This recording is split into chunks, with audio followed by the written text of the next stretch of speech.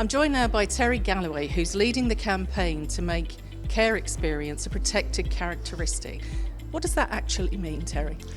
It means that when decisions are made and when systems are designed, that the voice of care experienced people will be front and centre of those decisions when they're designed.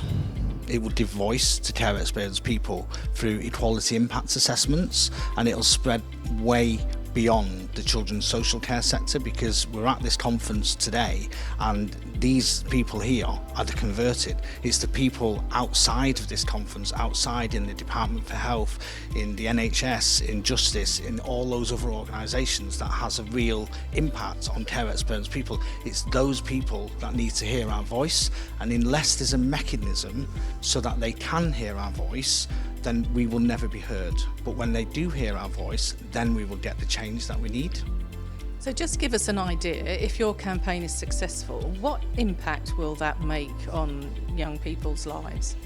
So the campaign is to make care experience a protected characteristic in the Equality Act 2010. However, right now at this juncture in time, we are going to be putting an amendment to the Children and Wellbeing and Schools Bill to make it so that all public bodies have to do what's known as an equality impact assessment. So they have to do that right now for the 9 protected characteristics, but what this amendment will do will make it so that they have to include care experience within that. So it's not going to amend the Equality Act, it's going to actually just make it at the first step that care experience is considered in all policy and system design, and this is going to be across the whole of the United Kingdom, which is basically England, Scotland, Wales and Northern Ireland. And why do you think that that will make an improvement to the way these young people are treated? Because it's not about them treated, it's about hearing our voice and understanding what's actually going on. So if you look at the planning system right now, it takes probably 14 months to get Ofsted registration, to get planning permission for a children's home, and everybody's saying we don't want profit in the children's social care sector, but who can afford to run a business whilst waiting 14 months for planning and Ofsted registration? Now, if you look at the actual detail in terms of usage class for planning for children's homes, you don't actually need planning permission for children's homes. But it's just things like that that would really get sorted if different agencies had to do equality impact assessments and learn about the care experience and then alter their policies and guidance accordingly.